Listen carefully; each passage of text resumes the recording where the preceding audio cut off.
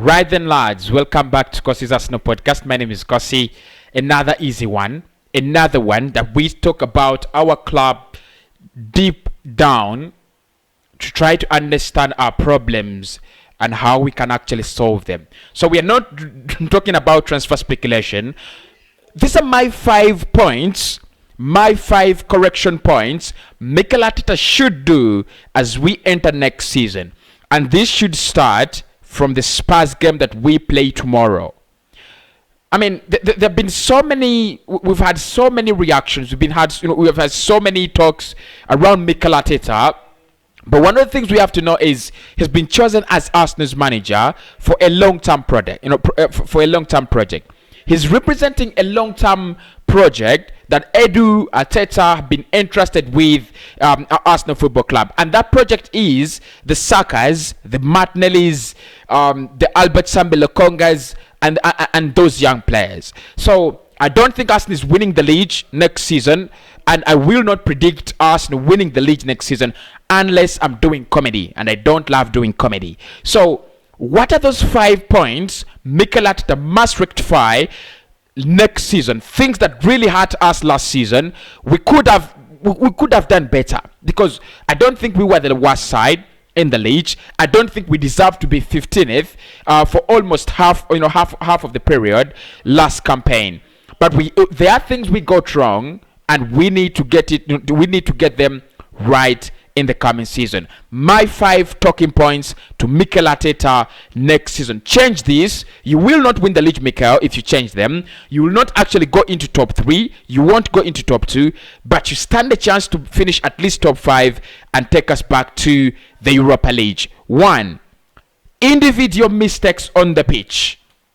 Guys, if there is anything that frustrates me more than anything, in that Arsenal side, yes, I know we don't have urgency, we don't have the character, we look very slow and sluggish, but individual mistakes are the thing I hate most in that Arsenal squad. About Mikel Arteta's squad cannot stand a match without committing a mistake, and we lost so many games. We actually lost very many games in that campaign due to individual mistakes. Leno, Xhaka, Aubameyang, every player contributed to a loss of points through individual mistakes. It wasn't one player, it wasn't 2 players, it wasn't one occasion or 2. They were on a consistent occasion, on a consistent scale, that we actually did do individual mistakes. Bellerin, from Bellerin failing to take throw-ins, that is how worse it was, to Leno and Granit Xhaka giving away 3 goals. It was not only Xhaka, it was the midfield, it was the striking force, it was the defense. So one of the things we've got, and Mikel has always spoken about it in his press conferences. You've got to let them work. You've got to let your opponent work. Don't give him free opportunities. Don't give them free goals. It doesn't work like that. Absolutely, it doesn't work like that. So if you're going to go back to Europe after 1 year, since 25 years without dropping out, this is a lesson. Mikel, work on those individual mistakes. Players need to get their concentration levels high, and I think for me my problem is, and that's why I blame it on Mikel, the concentration levels of these men. I don't know whether they do not concentrate in training. I don't know what kind of training he gives them. I don't understand, but they literally do not fit the standards. You can't give away a goal scoring opportunity per 90. It's absolutely mad. You can't concede 50 goals and 25 of them or 30 of them are from individual mistakes. It's absolutely crazy. Arsenal had the 3rd best defense last season, and many of the goals we conceded were through an error, either from attack, either from the midfield, or from the back line. We've got to rectify that. We've got to change that.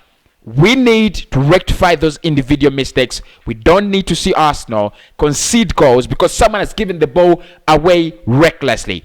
Look, mistakes a part of football. I was watching James Harcourt, and he did a very brilliant interview. He was actually talking about Leeds, and what they were trying to say is football is human. Like, it's a sport, entertainment, and there are a lot of emotions, there are a lot of feelings in that game. So what you have to know is it is individual players, it is humans that are playing this game, and so they're bound to make mistakes, but not on that regular scale, not on that basis, consistently. We've got to rectify that. Mikel, that is one message to you. Mistakes will cost us a lot. Number 2 is a starting 11. Last season, I don't know what Mikel was trying to explore, and maybe he was right, maybe he was wrong, but at the end of the day, if you finish 8th out of Europa League, out of Champions League, you're not tried as a manager. You're bound to be criticized because you're not tried. That is it. So he changed the starting 11 multiple times. And this is where I'm going to ask you people, what is that one thing that you think Arsenal should change, Arsenal should work on to become a better side next season? For me, we've got to get a consistent starting 11. I can, from the tip of my fingers, I can tell you 9 players starting for Aston Villa next season, even last season. 9 players starting for Leicester City. 9 players starting for Sheffield United. You don't need to, whether you have the quality or you don't have it, you don't need to over-rotate this squad. Get your players right, build something with them, and build something around them. We need to get a starting 11 that, don't tamper with it all the time. Yes, squad rotation is okay, fine, things like that, but don't change it per 90. Don't change it per game. Let us see the same starting 11, for 5 games, 6 games. It helps the players, create that kind of chemistry around them. The consistency is what will actually win us games, because the consistency creates the chemistry, the understanding in the team, the cohesion, the unity. You need that. You will never get it if you change center-back partnerships all the time, if you change midfield trios all the time, if you change forward trios all the time. You're never going to get that. You absolutely never. So the cohesion that we need comes from consistency of a starting lineup. Mikel needs to do that. Number 3, as we find a starting 11, Mikel needs to change his selection process. He needs to change his selection criteria. It's absolutely look, I'm not going to say bogus, but it is not objective. It is absolutely not objective. He's the same man who told us, I choose players, I play players based on the fact that, based on how they do in training, based on objectivity. Whoever does well is whoever I pick. Right, we agree to that. Willian and Hector Bellerin, their selection last season, consistent selection last season, suggested otherwise.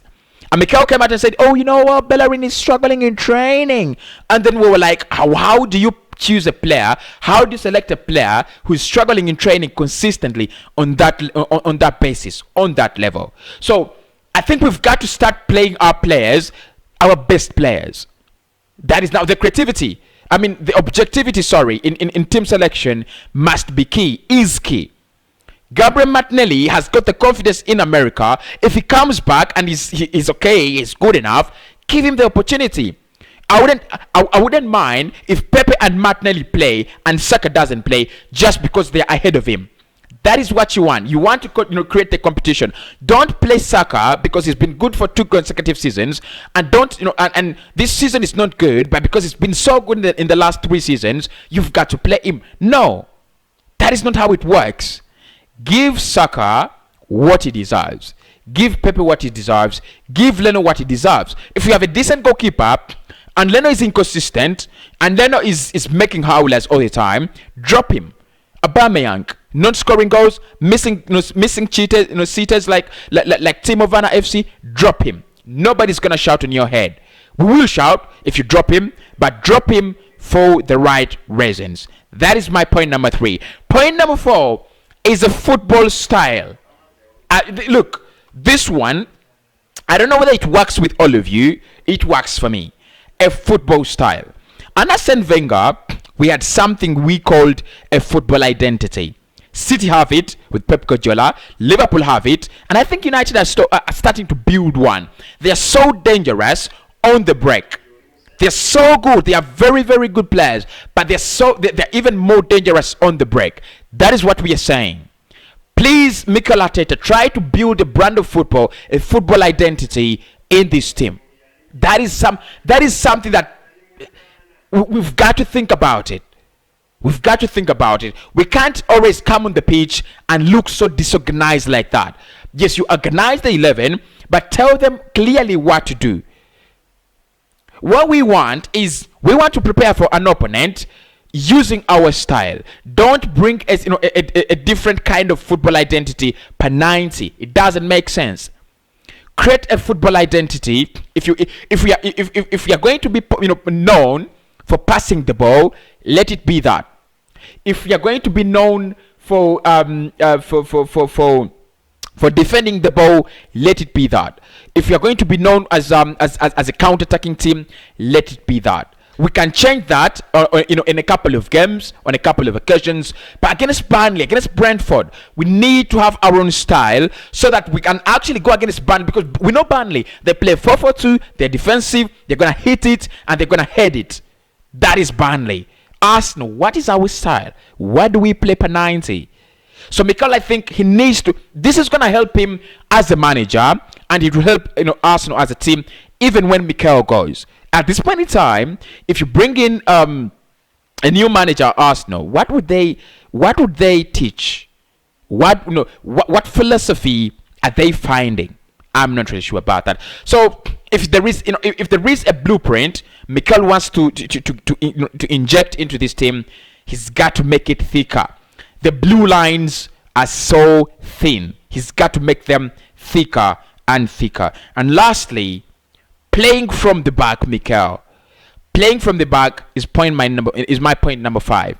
And I'm not saying don't play from the back, because it has its own advantages. 1 or 2. 1 is you get to keep the ball longer. 2 is you can build a stronger attack, because from your back to the final third of your enemy, of your opponent. That is the beauty with it. The problem with playing out from the back when you're players like Xhaka and Bernd Leno is you're gonna concede many goals, because these guys are naive, because they're nervous, because they're not confident enough. Leno is not good enough. So if you're going to play out from the back, teach them to do so, or get in the players that can help you do so. That is it.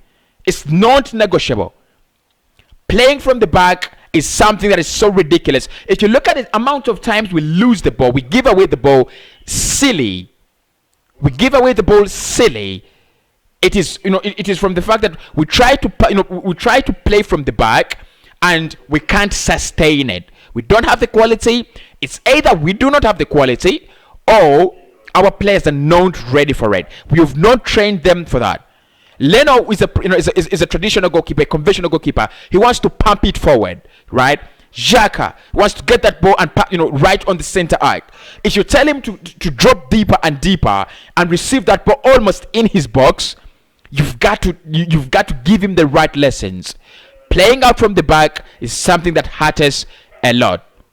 Those are my 5 talking points. The Mikel Arteta should change for Arsenal to go back to the Europa League next season. I remain Cossy, and I'll speak to you in the next one.